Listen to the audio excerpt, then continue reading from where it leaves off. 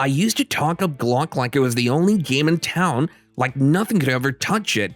But after years of jams, busted parts, and making excuses for perfection, it's time someone said it. Glock's been getting away with mediocrity for too long. The truth is, I was blinded by the hype. I bought into the legend, ignored the flaws, and acted like a real Glock loyalist until the day I got shown up at the range by what the crew now calls a true Glock killer. It hurt to admit, but even the supposed king can be knocked out. If you're still clinging to the idea that nothing can beat a Glock 19, you're about to get uncomfortable. These alternatives aren't just contenders, they're rivals, slayers, and straight-up dethroners. Stick around, because by the end of it, you might be ready to file for your own Glock divorce.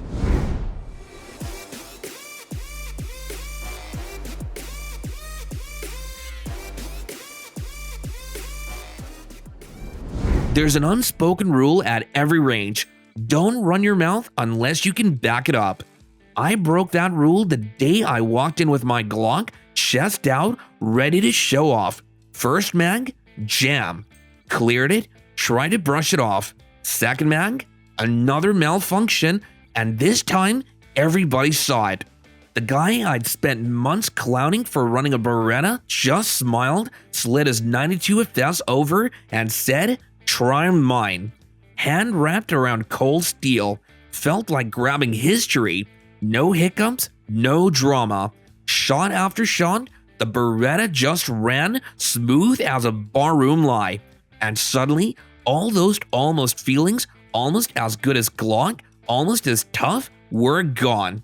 This wasn't almost, it was reliable, and for a minute, I felt like the joke was on me. It's never just about the gun. Letting go of Glock loyalty feels like cheating, but when the Beretta keeps running, when the king is limping, you start to wonder if loyalty is just another excuse to keep losing. Did I really move on? Or am I still that guy at the range hoping the next mag won't jam? I guess I'll have to find out next time. They called it a joke, a copycat, a fad. But every empire fears a hungry upstart. The old rules don't scare this one, and tonight, it's not here to ask permission. You catch yourself laughing at a new pistol just because it isn't proven? That was me with the Echelon. Every Glock guy at the range nodded along. Why trust the new kid when you've got a king on your hip? But the first time a dealer shoved an Echelon into my hand and said, "Go ahead, try to break it," I was game. Figured I'd send it back with a smug story to tell. But you know what's humbling? When a gun refuses to fail, no matter how dirty you run it or how much junk ammo you feed it. I did everything I could to trip up the so-called upstart. Limp wrist, ignore cleaning, push round after round through. It just kept firing.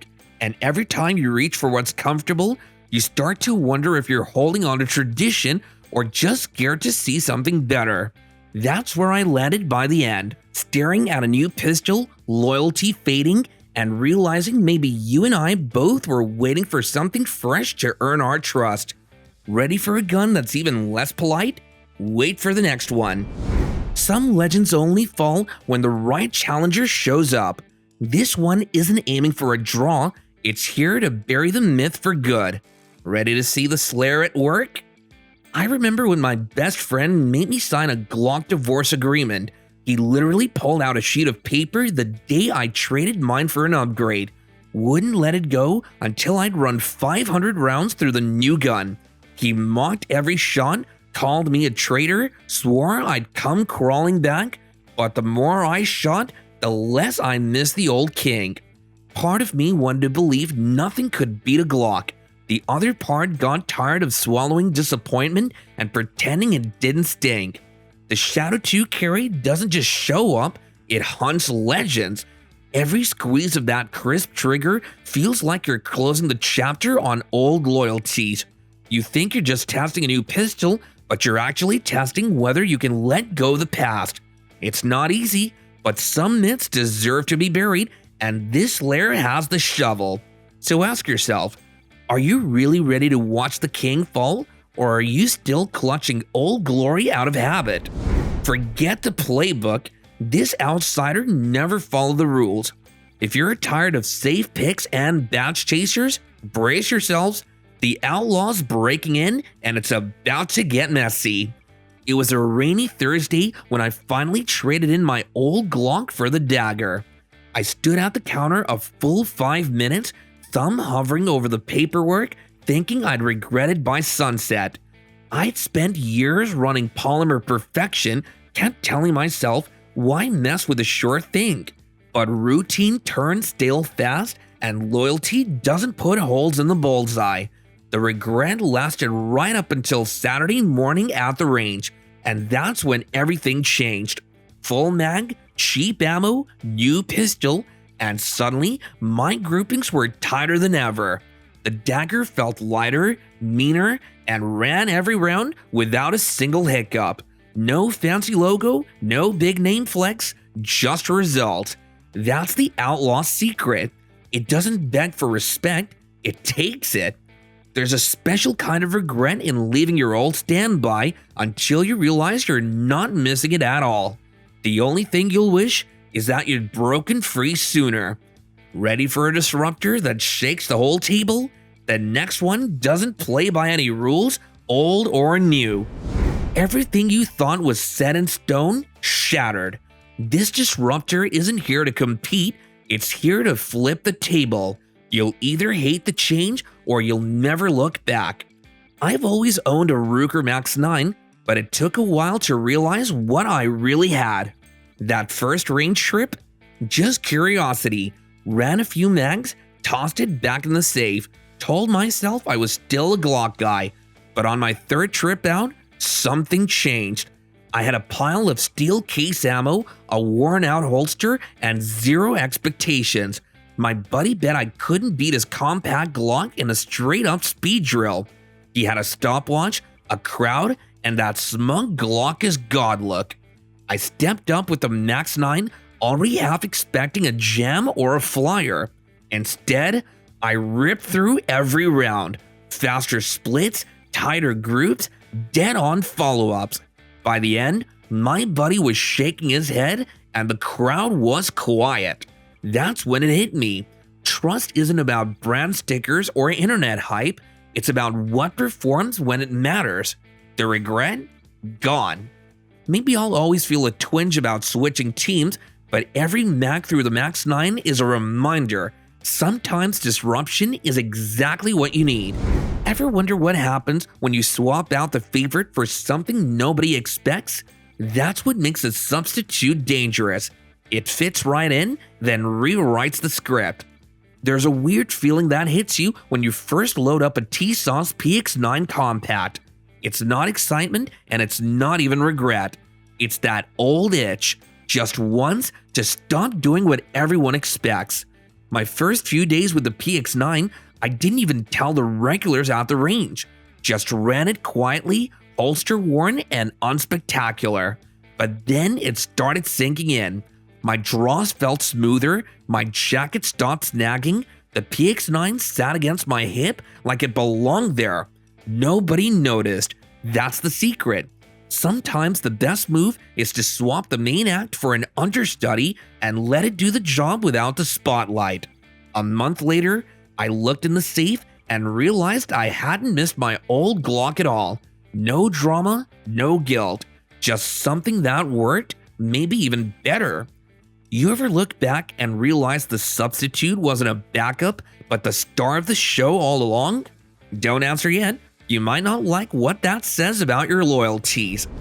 When the hype gets toxic and loyalty turns blind, you need a cure. This antidote isn't subtle. It targets every pain point and fixes what the faithful won't admit is broken. I used to lose sleep every night a Glock would let me down. Sitting up at midnight, replaying that one failure, convincing myself it was just a fluke, but the complaints kept stacking up. That rough trigger, stiff mag changes, the way it always felt just a bit too clunky for summer carry. Still, I held the line. No way some upstart could do better, right? But then, the P365 XMacro landed right in my palm. It's like SIG took a checklist of everything I grumbled about and quietly fixed them. Suddenly, there's more capacity, less bulk, better control, and a trigger that makes you wonder why you settled before. At first, I kept waiting for the catch, some hidden flaw to prove that I was right to doubt. But the more I carried it, the more my excuses dried up. If you're honest, you know what needs fixing. The only real question is whether you want the cure or just want to keep defending your disease. Still think you're immune? Wait till you see the next one on our list. I always carry the S&W MP9 2.0 Compact now, but that wasn't always the plan. Truth is, I almost gave up on it the first month. After years of running Glocks, muscle memory just ran deep. The M&P just felt different enough to make me second guess, and on a bad range day, one rough mag, one awkward reload, I nearly pulled the old Glock back out. But here's where it flipped. I showed up to a steel match and left my Glock home on purpose, maybe out of spite, maybe just to force the issue. First stage, the M&P ran fast, smooth, chewed through cheap ammo, and didn't flinch. Every plate that dropped felt like a jab in my old routine. By the end, I caught myself wondering if I'd just lucked out or finally trusted something new. People say you always come crawling back to Glock, but every quiet win with the M&P made that itch fade. I still hesitate, and maybe one day I'll fall back into old habits, but for now, the beater wins and the drama's not over. The next gun? Well, let's just say loyalty never stood a chance. Most shooters will tell you there's no such thing as a real alternative to Glock, especially if you're talking about the king, the 19. That's where the Desert Eagle comes in. Nobody's ever called it safe.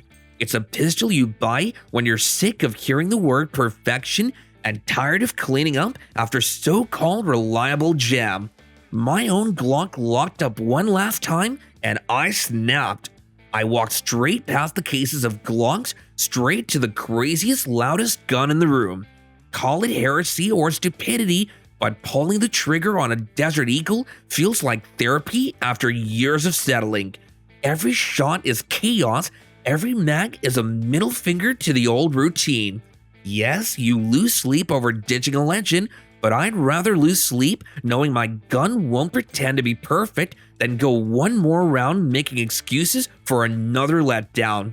Some shooters need comfort, some of us need a little blasphemy. I left Glock behind for a reason and I don't regret it. If you think nothing's better than a Glock, maybe you just haven't gone far enough. Always in the fight, never outclassed. This contender shows up, takes the punches, and just keeps climbing. If you think it's just another hopeful, you haven't seen it dig deep yet. For years, my Glock was the only name I cared about, but after a while, you start to notice the little things. The trigger you settle for, the grip you tape up, the reset that you convinced yourself was fine. I picked up the VP9 as a fluke just to try something different. No hype, no big promises, but the first range day, it fit like it was built just for me. The trigger was crisp, the grip didn't need a single hack or wrap, every mag ran smooth. At first, I told myself it was just a flank, but weeks went by and my old Glock was collecting dust in the safe. The hardest part isn't picking up something new, it's admitting your favorite was never perfect. The VP9 never tried to be a king, just quietly did the job better every single day. Is the contender quietly winning, or am I just finally seeing things clear now? All I know is, when it matters, I don't reach for Glock anymore.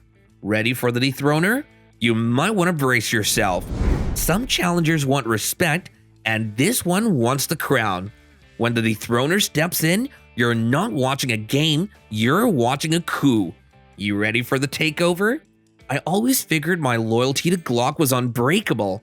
Every pistol I bought was just another side project, nothing that could ever threaten the king. But then, the effing 509 Tactical landed on my bench, and every round fired was a challenge to everything I thought was settled. better sights, better ergos, features I'd only dreamed Glock would offer. Suddenly, the so-called standard started feeling like an old habit I couldn't defend anymore. Sometimes I still look at the safe and wonder if I made a mistake turning my back on Glock, but that feeling fades quick as soon as the effing hits my hand. Every match, every drill, it just keeps delivering. No apologies, no nostalgia, just pure takeover energy. Is it finally time for the king to fall? Maybe. All I know is that the dethroner isn't here to play second, and if everything I believed about Glock was just hype, maybe it's about time for a new ruler. Ready for the nemesis? The next gun isn't just competition, it's personal. Still carrying Glock, huh? That's what the old guy at the range barked across 3 lanes just as I was holstering my Walther PDP Compact. I didn't correct him. Truth is, part of me wished I was still that predictable. Life was easier when loyalty meant picking up the same old gun and never asking questions. But routines have a way of failing you when it matters most. Last winter, my Glock started acting up. Sticky mag, rough break, never quite comfortable in the hand with gloves on. The PDP was just supposed to be a backup, something I bought on impulse, but when I needed confidence, it just delivered. I carried it just for a week. That week became a month. By the time I realized I hadn't drawn the Glock in weeks, it was too late. I'd already picked my side. Nobody wants to admit their favorite isn't perfect, but the nemesis keeps showing up, forcing you to face what you try to ignore. Maybe this isn't about wanting to switch, maybe it's about finally seeing the cracks in the crown. Ready for the gun that doesn't ask for permission? It just takes the throne. Every argument, every excuse, killed on arrival. If you've ever wanted to see the legend fall, the killer just made it official. I spent years convincing myself that Glock just needed a little help. New triggers, barrels, grip work, anything to make it feel like it belonged in a different league. But you only hide from the truth so long. The SFX-9 didn't surprise me, it confirmed what I already knew but didn't want to admit. No rattle, no compromises, no excuses hiding behind good enough. It shoots how people pretend Glock shoots after mods and prayers. Sometimes, the only way to be honest is to stop defending what never really worked for you. The SFX-9 doesn't care about nostalgia, loyalty, or sunk cost. It just performs every time without asking for approval. Letting go wasn't dramatic, it was quiet, final. When someone asks if I regret it, I don't explain. I hand them the Wilson and let them connect the dots. And if you thought this list was wild, the bonus picks don't just challenge the king, they break every rule you thought mattered. These aren't guns people recommend out loud. They make seasoned shooters pause and quietly rethink everything. If you're ready to see what nobody tells you to carry, stay right here. If that doesn't end the debate, nothing will.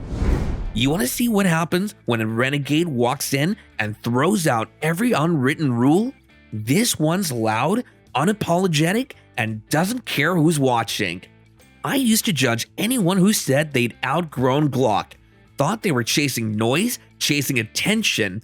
Then I watched a guy with a Canon TP9 SFX rival walk onto the line and quietly embarrass everyone running safe pistols. Faster splits, cleaner hits. No drama, just dominance. That's when it clicked. Sometimes renegades don't talk, they just perform. The rifle doesn't ask permission, it doesn't soften its edges to please loyalists. It shoots flat, fast, and confident, like it knows exactly why it's here. And the uncomfortable truth? It does things Glock guys swear don't matter until they see it done better. Call it betrayal if you want, I call it evolution. Because once you see a renegade outshoot the standard without excuses, it forces a question you can't unask.